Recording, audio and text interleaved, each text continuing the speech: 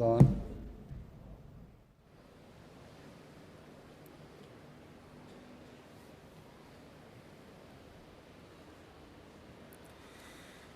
الله أكبر الله أكبر.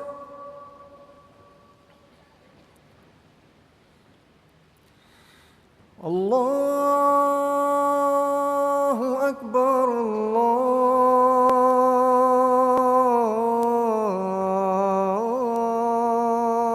الله أكبر.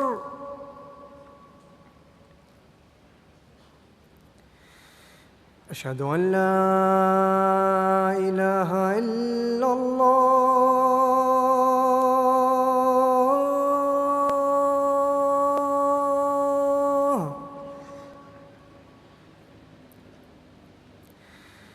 أشهد أن لا إله إلا الله.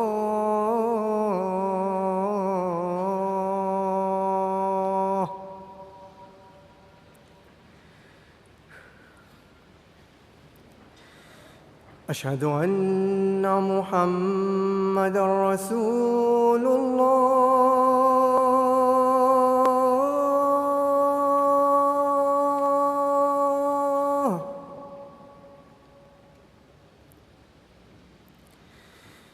أشهد أن محمدًا رسول الله.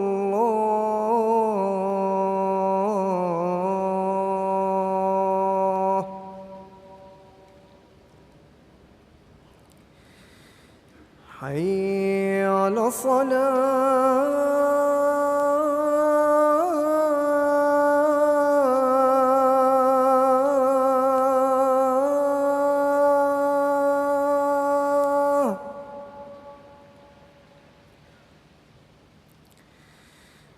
حي على الصلاة.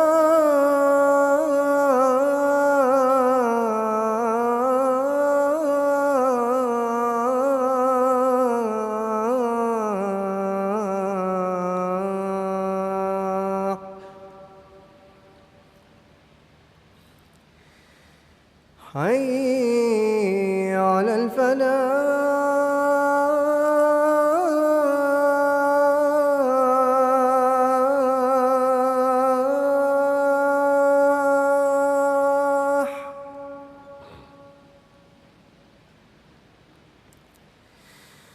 حي على الفلاح.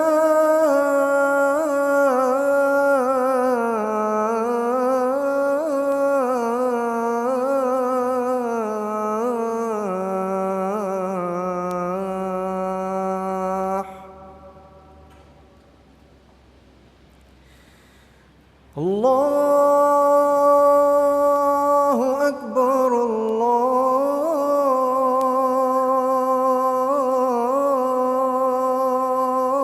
الله أكبر. لا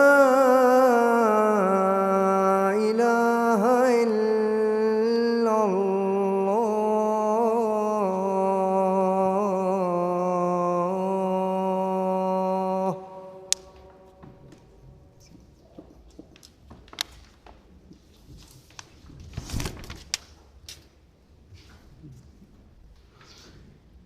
السلام عليكم ورحمة الله.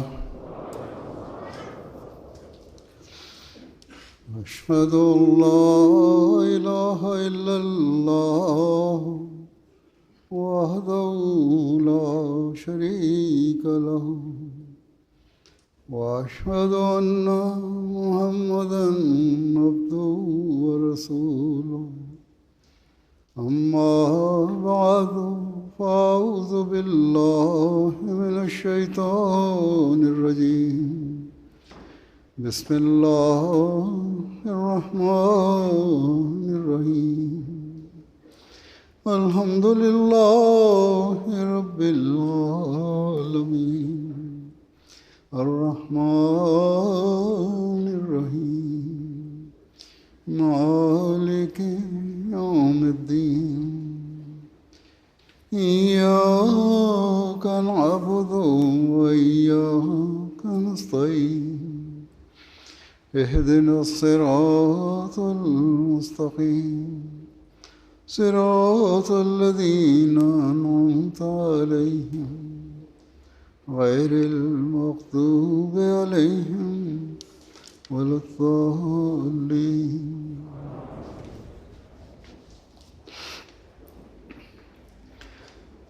اللہ تعالیٰ کے فضل سے آج جلسہ سالانہ برطانیہ شروع ہو رہا ہے. ملک کے کونے کونے اور دنیا کے مختلف ممالک سے مہمان اس میں شامل ہونے کے لیے آ رہے ہیں یا آئے ہیں. یہ سب حضرت مسیح موعود علیہ الصلوۃ والسلام کے مہمان ہیں جو خاص دینی مقصد کے لیے یہاں آ رہے ہیں. بس ان مہمانوں کی مہمان نوازی بھی خاص اعزاز رکھتی ہے. اللہ تعالیٰ کے فضل سے دنیا کے ہر ملک میں جہاں جلسہ سالانہ ہوتے ہیں وہاں کے بچے، جوان، مرد اور عورتیں اس بات کا ادراک رکھتے ہیں کہ ہم نے جلسے کے مہمانوں کی خدمت کرنی ہے، اور اس کے لیے سب اپنے آپ کو والنٹیئر کے طور پر، رضاکار کے طور پر پیش کرتے ہیں. قطع نظر اس کے کہ اب دنیا والوں کی ترجیحات بدل گئی ہیں. مخلصین جماعت اپنے آپ کو حضرت مسیح موعود علیہ السلام کے مہمانوں کی خدمت کے لیے پیش کر رہے ہیں، اور جیسا کہ میں نے کہا بچوں سے لے کر بوڑھوں تک اور مختلف دنیاوی کاموں میں مصروف لوگ ان دنوں میں اپنے کاموں سے رخصت لے کر اپنے آپ کو خدمت کے لیے پیش کرتے ہیں. یہ وہ لوگ ہیں جو اس بات کا ادراک رکھتے ہیں کہ اللہ تعالیٰ نے مہمانوں کی خدمت اور عزت اور تکریم کا حکم دیا ہے. حضرت صلی اللہ علیہ وسلم نے اپنے عمل اور قول سے اس بات کی تلقین فرمائی ہے. حضرت مسیح موعود علیہ السلام نے اس طرح بار بار توجہ دلائی ہے. اللہ تعالیٰ فرماتا ہے کہ مسافروں کو ان کا حق دو. اسی طرح حضرت ابراہیم علیہ السلام کی مثال قرآن شریف میں درج ہے کہ جب مہمان آپ کے پاس آئے تو آپ نے مہمانوں کو دیکھ کر یہ نہیں پوچھا کہ کھانا کھاؤ گے یا نہیں کھاؤ گے، بلکہ فوری طور پر ایک بچڑا ذبح کیا اور اسے بھون کر پھر مہمانوں کے آگے پیش کیا. اسی طرح ایک حدیث میں آتا ہے کہ حضرت صلی اللہ علیہ وسلم نے فرمایا کہ اللہ اور یوم آخرت پر ایمان لانے والے مہمان کا جائز حق ادا کرتے ہیں یا ادا کریں. عرض کیا گیا کہ جائز حق کیا ہے؟ آپ صلی اللہ علیہ وسلم نے فرمایا کہ ایک دن اور رات کی مہمان نوازی ہے، اور دوسری جگہ یہ بھی روایت ملتی ہے کہ 3 دن تک اس کی مہمان نوازی کرو. یہ تو خاص مہمانوں کے لیے ہے. عام طور پہ جو لوگوں گھروں میں آتے ہیں بعض دنوں کے لیے آتے ہیں. عمومی طور پر جب کوئی مہمان آئے تو اس کی مہمان نوازی کرنی چاہیے، یہی مسلمانوں کو حکم ہے. اور آج کل جلسے کے دنوں میں جو مہمان آ رہے ہیں یہ دور دراز کا سفر کر کے آ رہے ہیں، دوسرے ملکوں سے آ رہے ہیں. یہ تو 3 دن سے زیادہ بھی ٹھہریں گے. جماعتی انتظام کے تحت یہ جتنے دن بھی ٹھہرے ہیں 3 سے 4 ہفتے تک یا 2 سے 3 ہفتے تک جماعت ان کی مہمان نوازی کرتی ہے. اور اس کے لیے اللہ تعالیٰ کا یہ بڑا احسان ہے کہ جماعت کے پاس ان کی مہمان نوازی کرنے کے لیے اتنی بڑی تعداد میں کارکن مہیا ہیں جو پیڈ کارکن نہیں ہیں. 3 سے 4 ہفتوں تک رضاکار اپنے آپ کو اس مقصد کے لیے پیش کرتے ہیں.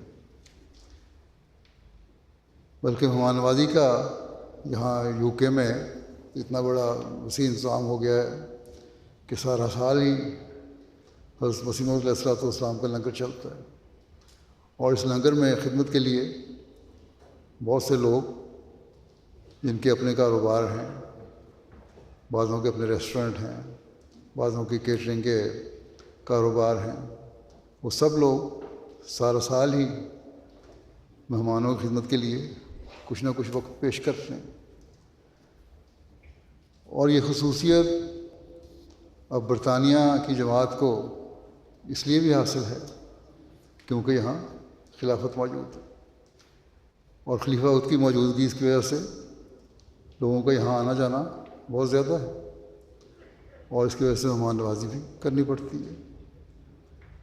عمومی مہمان نوازی تو یہاں جاری ہی ہے، اور اللہ تعالیٰ کے فضل سے جماعت کے افراد بڑی خوش اسلوبی سے یہ مہمان نوازی کر رہے ہیں۔ اللہ تعالیٰ ان سب کو جزا دے۔ کارکنوں کے علاوہ باقاعدہ والنٹیئر کے طور پر بھی لوگ بہت خدمت انجام دے رہے ہیں، جیسا کہ میں نے کہا۔ لیکن بہرحال ان دنوں میں جیسا کہ میں نے کہا یہ جلسے کے دن ہیں، ہمیں خاص طور پر مہمانوں کا خیال رکھنا چاہیے، اور جیسا کہ حضرت صلی اللہ علیہ وسلم نے فرمایا کہ اس کی یعنی مہمان کی مکمل عزت اور احترام کرو، کیونکہ یہ ضروری ہے، ہمارے ایمان کے لیے ضروری ہے۔ اللہ اور یوم آخرت پر ایمان کے لیے ضروری ہے۔ ایمان کی یہ بھی ایک شرط ہے کہ ایک مومن مہمان نواز ہوتا ہے، خوش اخلاق ہوتا ہے، اور خوش خلقی سے اپنے مہمانوں سے پیش آتا ہے۔ بس یہ بہت بڑا اعزاز ہے جو ان دنوں میں ہمارے ہزاروں والنٹیئرس کو مل رہا ہے، جن میں بچیاں اور عورتیں بھی شامل ہیں، لڑکے اور مرد بھی شامل ہیں، اور بڑی عمر کے بھی شامل ہیں، چھوٹی عمر کے بھی شامل ہیں۔ تو ان سب کو یہ اعزاز مل رہا ہے، اور انہیں یہ ہمیشہ یاد رکھنا چاہیے کہ یہ اعزاز جو انہیں مل رہا ہے اس کا حق تبھی ادا ہوگا جب مہمان نوازی کا حق ادا کریں گے، ہر مہمان سے عزت و احترام سے پیش آئیں گے، خوش اخلاقی سے پیش آئیں گے، اور ان کے جذبات کا خیال رکھنے والے ہوں گے۔ حضرت مسیح موعود علیہ الصلوۃ والسلام نے فرمایا کہ مہمان کے جذبات بہت نازک ہوتے ہیں، اس لیے ان کا ہمیشہ خیال رکھنا چاہیے۔ بس ہمیں اس بات کو بھی نہیں بھولنا چاہیے کہ ہم نے مہمانوں کی ہر طرح سے خدمت کرنی ہے۔ اگر ہم نے اپنے آپ کو پیش کیا ہے تو پھر اللہ تعالیٰ کی رضا حاصل کرنے کے لیے اس فرض کو ادا کرنے کی حتی المقدور کوشش بھی کرنی چاہیے، تاکہ اس خدمت کے بدلے میں اللہ تعالیٰ بھی ہم سے راضی ہو، اور جہاں تک ہو سکے ہم مسیح محمدی کے مہمانوں کی خدمت کا حق ادا کر سکیں۔ ہمارے جو کارکنان مہمان نوازی کرتے ہیں یا ہمارے کے جلسے کے جو انتظامات ہوتے ہیں ان سے ان انتظامات سے باہر سے آئے ہوئے غیر جماعت اور غیر مسلم مہمان بھی بہت متاثر ہوتے ہیں۔ وہ یہ دیکھ کر حیران ہوتے ہیں کہ اتنے ہزار لوگوں کا کھانا پک رہا ہے اور والنٹیئر کھانا پکا رہے ہیں، پھر ان کو ایک انتظام کے تحت کھلایا بھی جا رہا ہے اور ان کی خدمت بھی کی جا رہی ہے۔ پھر کارکنوں کا ایک پورا نظام ہے جو یہاں چلایا جا رہا ہے، جس میں ٹریفک کا نظام بھی ہے، کھانا کھلانے کا نظام ہے، صفائی کا نظام ہے، پکانے کا نظام ہے، پانی کی سپلائی کا نظام ہے۔ غرض کے بے شمار نظامتے ہیں جن میں اللہ تعالیٰ کے فضل سے جماعت کے والنٹیئرس کام کر رہے ہیں، اور نہ صرف کام کر رہے ہیں بلکہ اللہ تعالیٰ کے فضل سے بڑے آسان رنگ میں کام کر رہے ہیں۔ غیر لوگ اسے دیکھ کر بہت متاثر ہوتے ہیں۔ یہ بھی تبلیغ کا ایک ذریعہ ہے۔ بس یہاں آنے والے ہر کارکن کو، جن سے کچھ تو پرانے اور تجربہ کار ہیں لیکن جو نئے ہیں، انہیں بھی یاد رکھنا چاہیے کہ آپ حضرت مسیح موعود علیہ السلام کے مہمان و خدمت کے لیے یہاں آئے ہیں۔ تو پھر اس کا حق ادا کرنے کی بھرپور کوشش کریں اور مہمان کا جو حق ہے وہ ادا کریں۔ یہ آپ کے ایمان کے لیے ضروری ہے۔ حضرت اقدس مسیح موعود علیہ السلام مہمانوں کی حد تک خدمت کیا کرتے تھے یا ان کا خیال رکھوایا کرتے تھے۔ ایک روایت میں آتا ہے حضرت اقدس مسیح موعود علیہ السلام مہمانوں کی خاطر تواضع کو بہت خیال رکھتے تھے۔ حافظ احمد علی صاحب لنگر کے مہمانوں کا خیال رکھنے کے لیے مقرر کیے گئے، تو آپ یعنی حضرت مسیح علیہ السلام نے انہیں توجہ دلاتے تھے کہ ان کا خاص خیال رکھو مہمانوں کا، اور عام دنوں میں مہمانوں کی حیثیت کے مطابق ان کی خدمت بھی کرو۔ اللہ تعالیٰ کے فضل سے عام دنوں میں جماعت کے جو مہمان آتے ہیں، جہاں تک ہو سکے جماعت اپنے وسائل کے اندر رہتے ہوئے ان کی خدمت کرتی ہے، لیکن جلسے کے دنوں میں اس طرح خیال نہیں رکھا جا سکتا۔ ایک عمومی مہمان نوازی ہوتی ہے یہاں، اس لیے اس میں بھی بہت زیادہ احتیاط کی اور خیال رکھنے کی ضرورت ہے۔ ایک صحابی کہتے ہیں کہ غالباً 1902 میں جب میں احمد آباد سے قادیان آ رہا تھا تو قادیان کے سفر کے انتظار میں بیٹھا تھا لاہور اسٹیشن میں، وہاں مجھے ایک دوست مل گئے۔ خیر ہم دونوں قادیان کے لیے ہم نے سفر شروع کیا۔ راستے میں بہت بارش ہوتی رہی، بٹالہ پہنچے، بڑے زور کی بارش ہو رہی تھی۔ بہرحال ہم نے وہاں اتر کے ٹانگا یا یکا کرائے پر لیا، قادیان کے لیے روانہ ہو گئے۔ قادیان کے قریب پہنچے تو اس وقت کہتے ہیں کہ شاید بارش رک گئی۔ بہرحال وہ کہتے ہیں کہ دارالامان ہم پہنچے، اور ہمارے پہنچنے پر ہم دونوں کو حضرت اقدس کے حکم سے اس کمرے میں جگہ دی گئی جو ان دنوں میں جب یہ واقعہ وہ بیان کر رہے ہیں ایک بک شاپ تھی۔ کہتے ہیں کہ بہرحال صبح ناشتے وقت ہمیں بڑا عمدہ ناشتہ کروایا گیا، کھانا بھی بڑا پرتکلف کھلایا گیا۔ حضرت مسیح علیہ السلام بار بار شاہ صاحب سے یہ پوچھتے جو دوسرے مہمان تھے ساتھ ان کے، کہ اگر آپ کو کوئی تکلیف ہو تو بتائیں، کوئی تکلیف ہو تو نہیں ہے۔ آپ بہت مہمانوں کا، اسی طرح ان کو بھی پوچھتے تھے، تو آپ مہمانوں کا بہت حد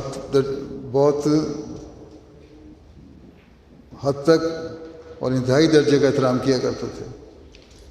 پھر اسی طرح بھیرے کے منظور احمد صاحب لکھتے ہیں کہ میرے والد بزرگوار بہت پہلے کے احمدی ہیں۔ 1894 میں وہ اپنی والدہ کے ساتھ پہلی دفعہ حضرت خلیفہ اول سے ملنے کے لیے قادیان آئے، اور ماں والدہ کی اسی وقت بیعت بھی کر لی۔ خلیفہ اول کہتے ہیں کہ میرے خلیفہ اول میرے دادا کو سے بچپن میں پڑھتے رہتے تھے، اور جو میرے دادا تھے، جو ان کی تیسری بیوی تھیں، وہ حضرت خلیفہ اول کی منہ بولی بہن بھی تھی۔ کہ میں کہتے ہیں کہ میں نے والد بزرگوار سے پوچھا کہ اس کا کوئی واقعہ یاد ہے آپ کو جو اس زمانے میں آپ آیا کرتے تھے؟ تو آپ نے بتایا کہ ہم 8 آدمی ایک دن حضور کے ساتھ دوپہر کا کھانا کھانے کے لیے مسجد مبارک میں تھے، جو اس وقت اپنی پہلی حالت میں تھی۔ ہم مسجد میں کھانا کھا رہے تھے، اس وقت بہت چھوٹی سی مسجد تھی، اور کوئی بس بیٹھنے کی جگہ تو تھی نہیں مہمانوں کی، تو وہیں بٹھایا کرتے تھے آپ۔ ایک صف میں 8-10 آدمی کھڑے ہوتے تھے۔ خود حضرت خلیفہ اول بھی اس مجلس میں شامل تھے۔ کہتے ہیں کہ 2 قسم کا سالن تھا، گھر سے پک کے آیا کرتا تھا، اور دونوں میں گوشت تھا۔ حضرت مسیح علیہ السلام اپنے سالن سے کبھی کبھی بوٹی اٹھا کر بار بار اپنی پلیٹ میں سے اٹھا کے دوسروں کے سالن میں رکھ دیتے تھے. اپنی پلیٹ میں کوئی بھی وہ بوٹی جب آتی تو اس میں دوسروں کے سالن میں رکھ دیتے. اور خلیفہ اول کے بارے میں بھی کہتے ہیں کہ وہ بھی اسی طرح آپ کو دیکھ کے کیا کرتے تھے مہمانوں کی خاطر. بعض دفعہ مہمان کسی چیز کی خواہش کر دیتے تھے. ایک دفعہ ایک مہمان نے خواہش کی کہ آم کھانے کو دل چاہ رہا ہے. کھانا کھانے کے دوران آپ نے کہا کہ کھانے کے ساتھ آم کھانے کا بڑا اچھا خیال ہے تمہارے دل میں آیا. تو کسی دوسرے نے جو وہاں بیٹھے ہوئے تھے مہمانوں میں سے یا وہاں کے مقامی لوگوں میں سے, انہوں نے کہا کہ میں بازار سے جا کے بھی آم لے آؤں. حضور نے فرمایا نہیں, بیٹھو. تھوڑی دیر کے بعد ایک پارسل آیا, اس میں کسی نے آم بھیجے ہوئے تھے اور 8 آدمی آم تھے. آدمی بھی 8 تھے اور جو پارسل آیا اس میں آم بھی 8 تھے. حضور نے ایک ایک آم ہر ایک کو دیا اور اپنا جو آم تھا اپنے حصے میں آیا وہ بھی کاٹ کے لوگوں کو پیش کرتے رہے اور مہمان نوازی فرماتے رہے. اسی طرح حضرت بدر الدین صاحب ملیر کوٹلہ کے تھے. وہ کہتے ہیں کہ ایک روز عاجز اپنے والد صاحب کے ہمراہ بورڈنگ والے کنویں سے پانی نکال رہا تھا. رات کے 9 بج چکے تھے اور نماز عشاء بھی ہو چکی تھی. حضور اپنے ہاتھ پر ایک پیالہ جس میں دودھ اور ڈبل روٹی پڑی تھی اٹھائے کنویں پر آ گئے اور آ کر میرے والد صاحب سے فرمانے لگے, بابا جی کوئی مہمان بھوکا ہے؟ اس پر والد صاحب نے کہا کہ حضور میاں نجم الدین تو سب جگہوں پر دریافت کر کے آ گئے ہیں, سب نے کھانا کھا لیا ہے. تب حضور نے فرمایا اچھا پھر میرے ساتھ چلو.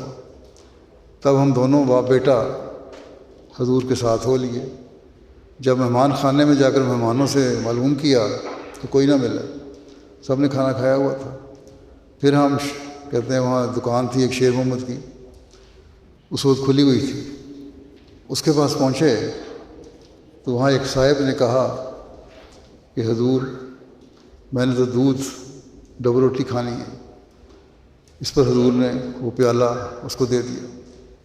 اللہ تعالیٰ نے بھی حضرت مسیح علیہ السلام کے ہاتھ سے ان کو کھلانا تھا اور ان کی ضرورت بھی تھی.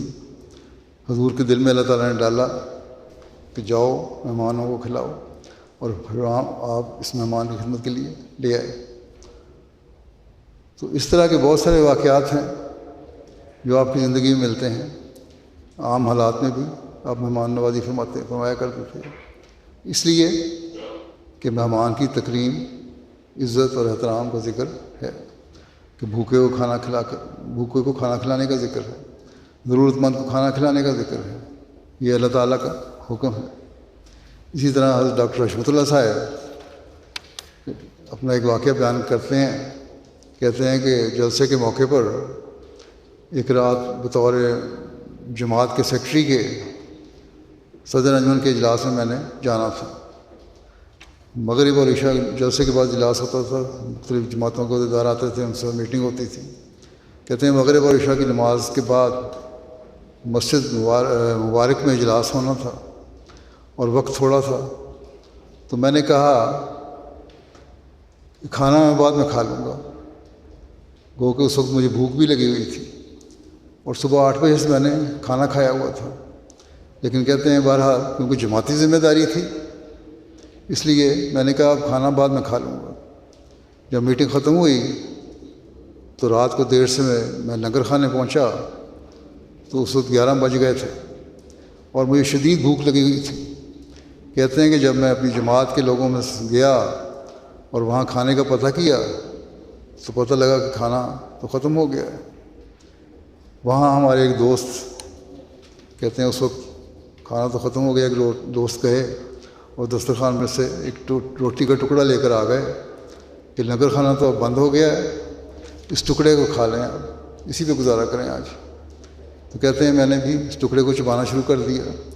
ابھی میں نے ختم نہیں کیا تھا اس ٹکڑا کہ ہمارے کمرے کے دروازے پر ایک زبردست دستک ہوئی, زور سے کسی نے کھٹکھٹایا اور آواز کا آئی کہ کوئی مہمان بھوکا ہے جس نے کھانا نہ کھایا ہو.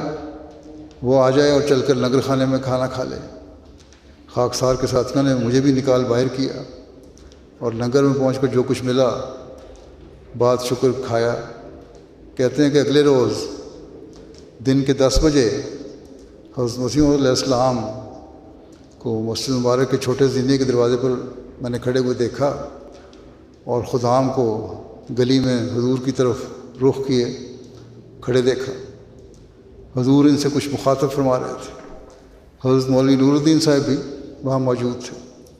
حضور جوش کے ساتھ ارشاد فرما رہے تھے کہ مہمان کے کھانے وغیرہ کا انتظام اچھا ہونا چاہیے، کیونکہ رات مجھے اللہ تعالیٰ نے الہام کیا ہے کہ یا ایھا النبی اطعم الجائع والمعتر، کہ اے نبی بھوکے اور معتر لوگوں کو کھانا کھلا۔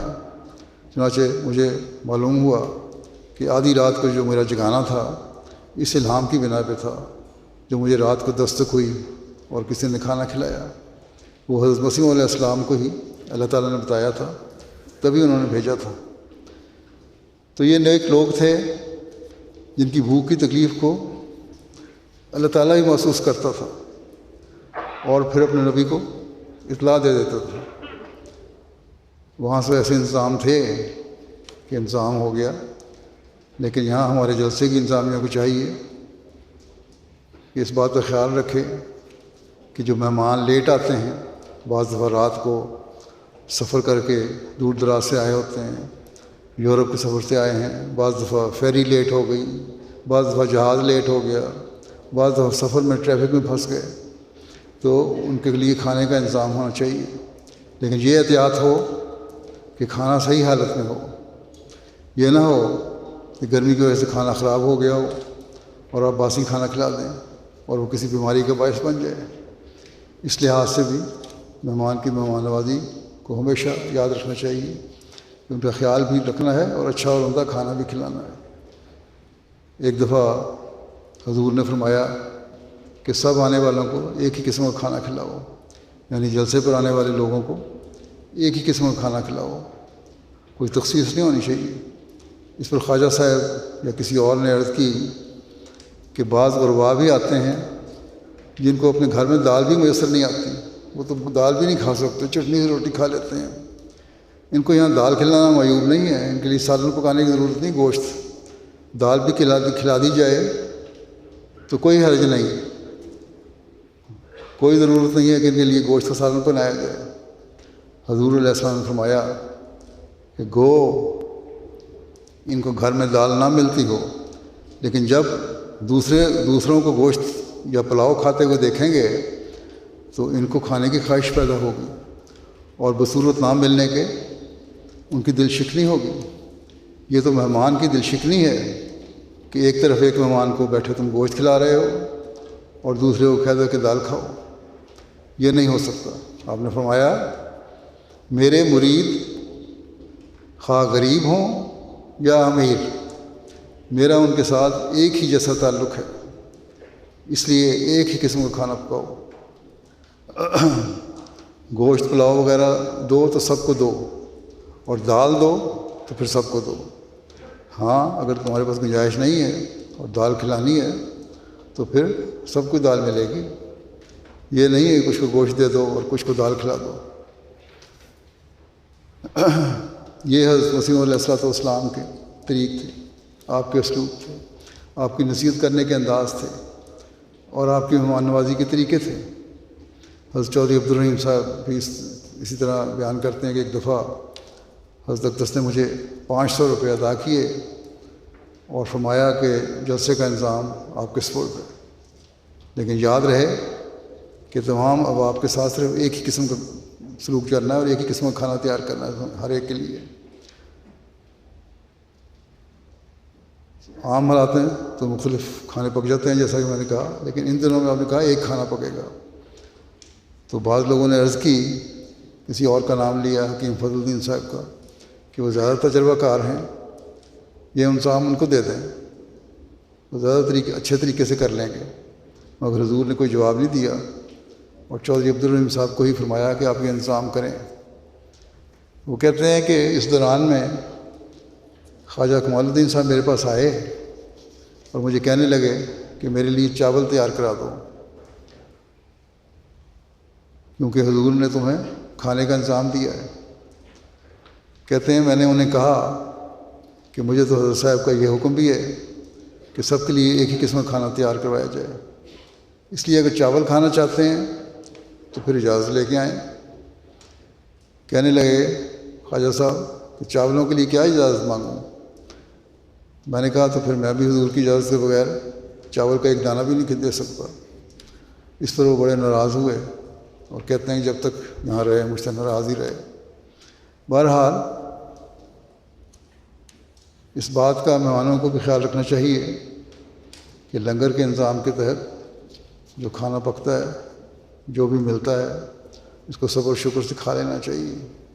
اور جب آپ یہاں حضرت مسیح علیہ السلام کے بلانے پر آئے ہیں اور اس مقصد کے لیے آئے ہیں کہ ہم نے یہاں روحانی معاہدہ حاصل کرنا ہے، تو روحانی معاہدے کی طرف زیادہ توجہ ہونی چاہیے، اور اگر کھانے میں کوئی کمی بیشی ہو بھی جائے تو برداشت کر لینا چاہیے اور مطالبہ نہیں کرنا چاہیے۔ بعض لوگ اگر بہت زیادہ مطالبہ نہ بھی کریں تو پھر بازاروں میں جا کر وہاں کھانے کی کوشش کرتے ہیں، اور پھر وہاں دیر تک دکانیں کھلی رہتی ہیں، پھر انتظامیہ کو دقت کا سامنا کرنا پڑتا ہے۔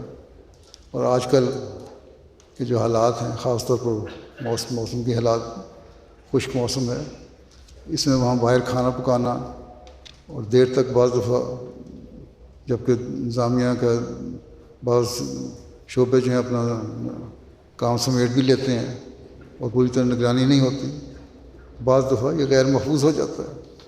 اس لیے مہمان بھی اس بات کا خیال رکھیں کہ ان 3 دنوں میں جو بھی مل جائے اس کو صبر و شکر سے کھا لیں، اور کسی قسم کا ایسا اظہار نہ کریں کہ یہ چیز ہمیں پسند نہیں اور ہمیں نہیں کھانی۔ ساتھ ہی میں یہ بھی کہنا چاہتا ہوں کہ کھانے کو ضائع بھی نہ کبھی کریں، جتنا ملے اتنا، یا جتنا لیں اس کو اتنا ہی لیں جو آپ کھا سکتے ہوں۔ اور جیسا کہ میں نے کہا، اصل چیز روحانی غذا ہے، اسی خاطر ہم جلسے میں آئے ہیں، اور ہم نے یہاں اپنی روحانی زندگی کو بہتر کرنے کی طرف زیادہ توجہ دینی ہے۔ خوراک تو اللہ تعالیٰ کے فضل سے ملتی ہے اور مل ہی جاتی ہے۔ 3 دن تو انسان صبر و شکر سے کم یا تھوڑا کھانے پر، یا ایسی چیز کھانے پر جو بعض دفعہ پسند نہیں بھی ہوتی، گزارا کر ہی لیتا ہے۔ اسی طرح شیخ زین العابدین صاحب کہتے ہیں کہ حضور کے زمانہ میں مہمانوں کے لیے کھانے کا خاص اہتمام ہوا کرتا تھا۔ عام حالات میں حضور کو مہمانوں کی مدارات کا خاص خیال رہتا تھا۔ کہتے ہیں میرے بھائی حافظ حامد علی نے بیان کیا کہ ایک دفعہ غالباً جلسہ سالانہ کا موقع تھا، چاولوں کی 4 دیگیں پکی ہوئی تھی۔ اس زمانے میں 4 دیگیں بھی بہت ہوتی تھیں، 2 زردے کی اور 2 پلاؤ کی۔ ایک دن حضرت صبح نگر خانے میں گئے اور باورچی کو کہا کہ ڈھکنا اٹھاؤ، ہم چاول دیکھنا چاہتے ہیں۔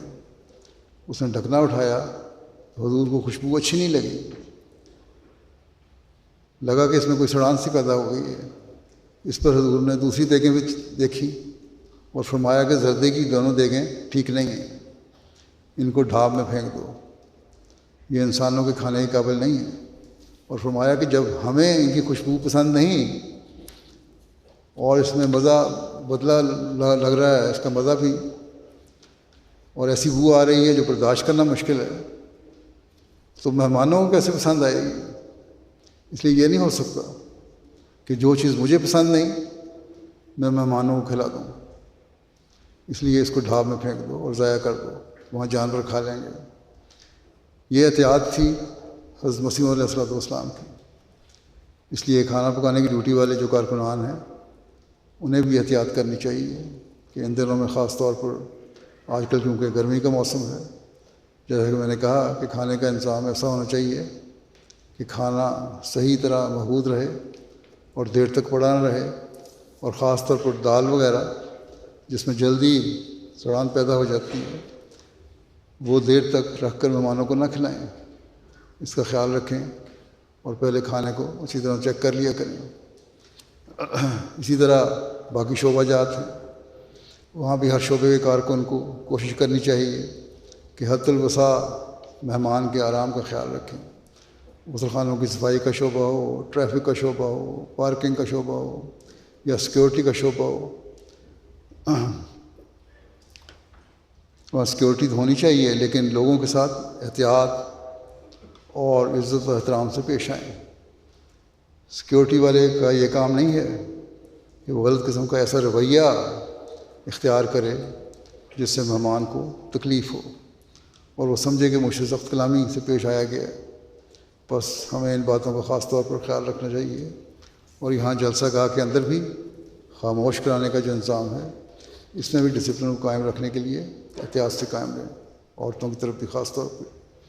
اسی طرح میں مہمانوں کو بھی کہنا چاہتا ہوں کہ یہاں جو جمع ہوئے ہیں ہمیں اس بات کا جائزہ لینا چاہیے کہ جب ہم سفر کی صورتیں برداشت کر کے یہاں جمع ہوئے ہیں تو اس کا ایک مقصد ہے۔ بے شک آج کل کی سفر کی صورتیں اور تکلیفیں اتنی نہیں ہیں جو پرانے زمانے میں تھیں، لیکن سفر بہرحال سفر ہی ہے۔ جو لوگ یہاں آئے ہیں ان کو خیال رکھنا چاہیے کہ وہ حضرت مسیح موعود علیہ السلام کی خواہشات کا احترام کرتے ہوئے جلسے کے مقصد کو پورا کرنے کے لیے یہاں آئے، اور جب جلسے کے ان 3 دنوں میں شامل ہوئے ہیں تو اس بات کو پیش نظر رکھیں کہ ہم نے جلسے کے پروگراموں کو باقاعدہ سننا ہے، اور یہ 3 دن ادھر ادھر بیٹھ کر گپیں مار کر یا ادھر ادھر پھرتے ہوئے نہیں گزار دینے، بلکہ جب بھی جلسے کا پروگرام شروع ہو ہم نے فوری طور پر جلسے کی مارکی کے اندر آ جانا ہے، یا جہاں بھی عورتوں اور مردوں اور بچوں کے لیے بیٹھنے کا انتظام کیا ہوا ہے، زائد لوگوں کے لیے بھی یا بعض مخصوص جگہوں پہ، وہاں ہم نے بیٹھ کر احترام سے جلسہ سننا ہے۔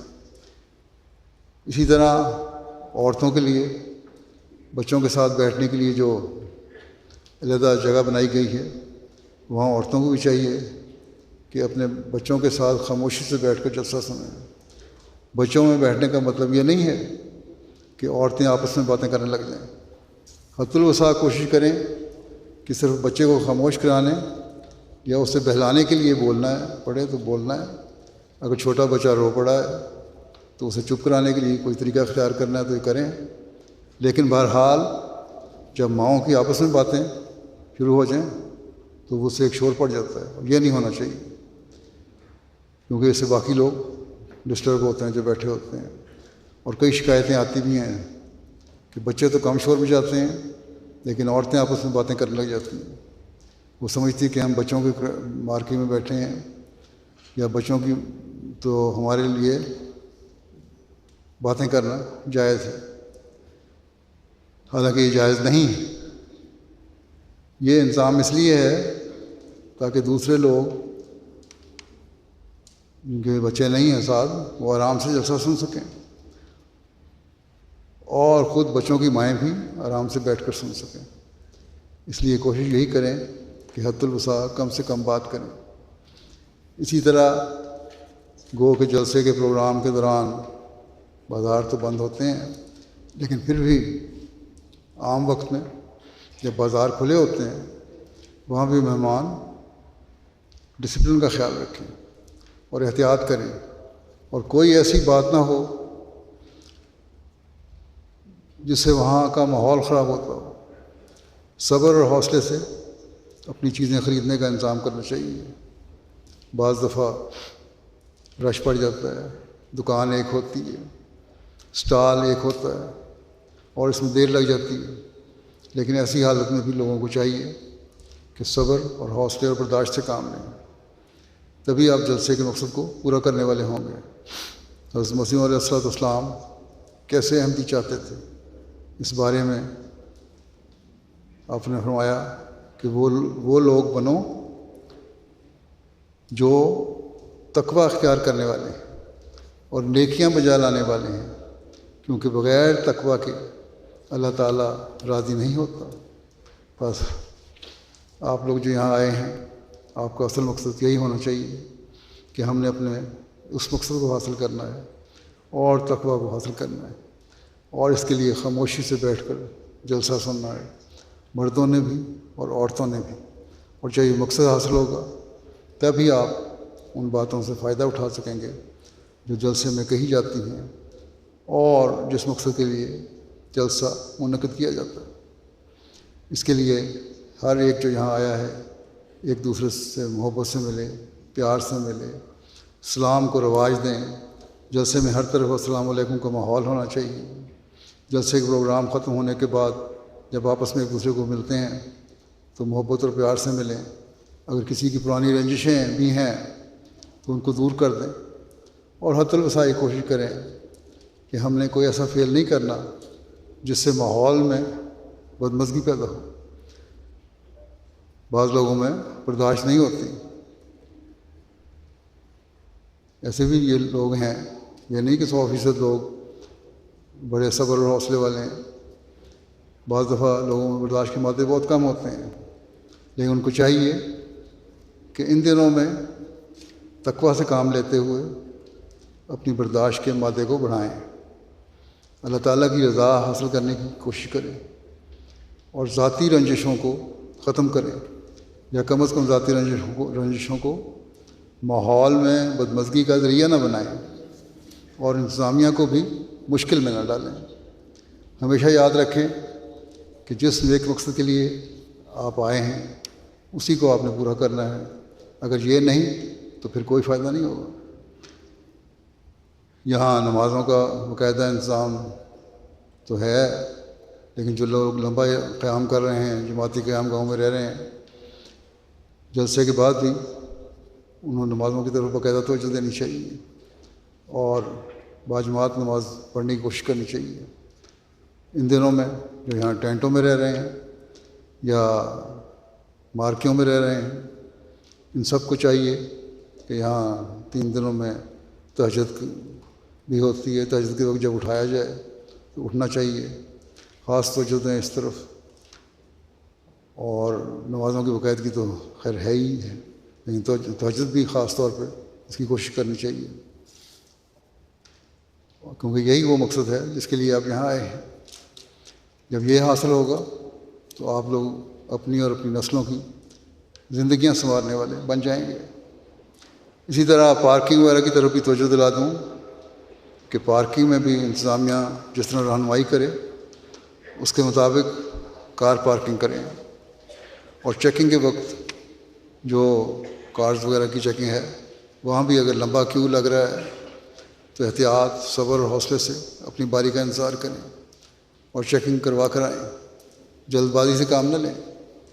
مہمانوں کو چاہیے کہ میزبان کے لیے یا انتظامیہ کے لیے کسی قسم کی دقت کا باعث نہ بنے۔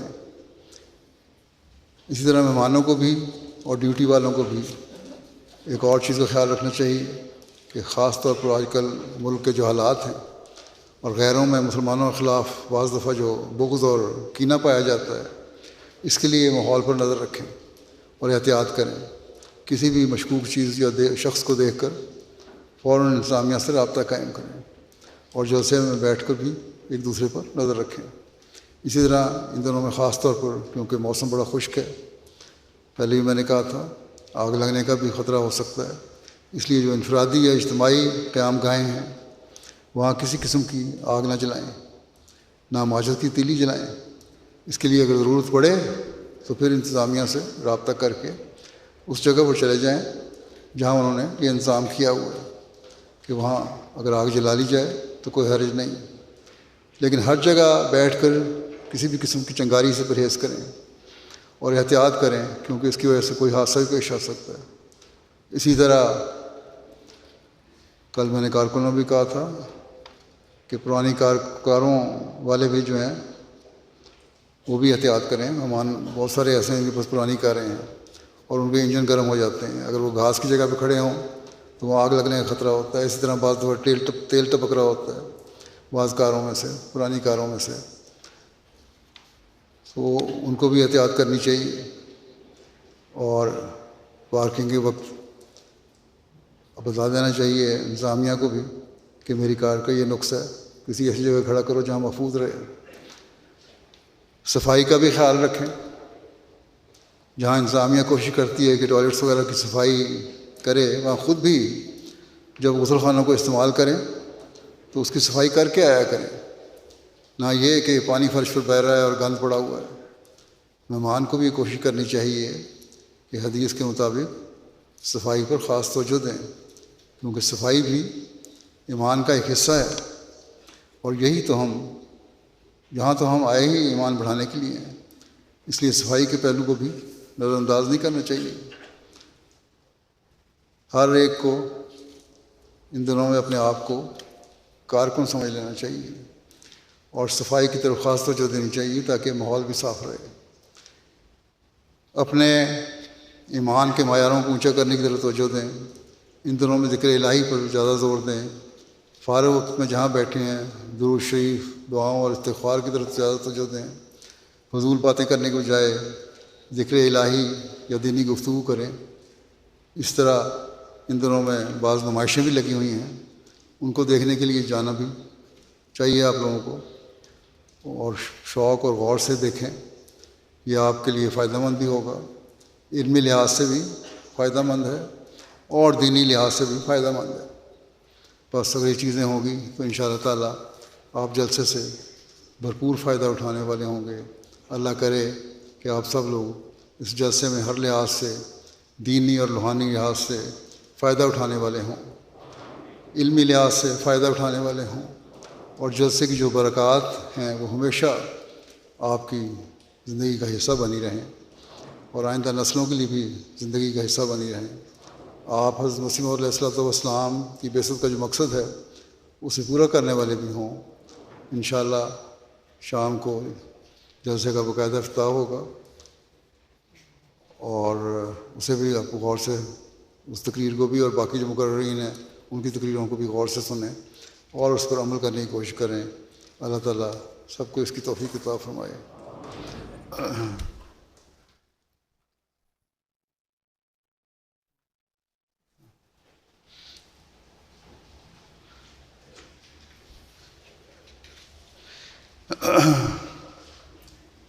الحمد للہ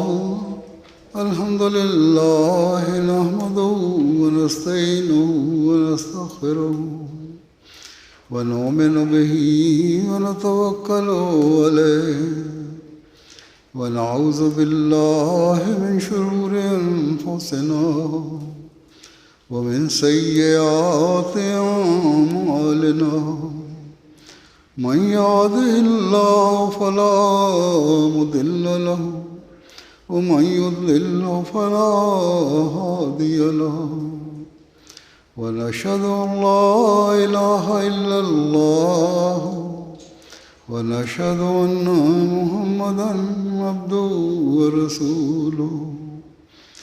عباد الله رحمكم الله، إن الله يأمر بالعدل والإحسان وإيتاء ذي القربى وينهى عن الفحشاء والمنكر والبغي يعظكم لعلكم تذكرون۔ اذكروا الله يذكركم وادعوه يستجب لكم ولذكر الله أكبر۔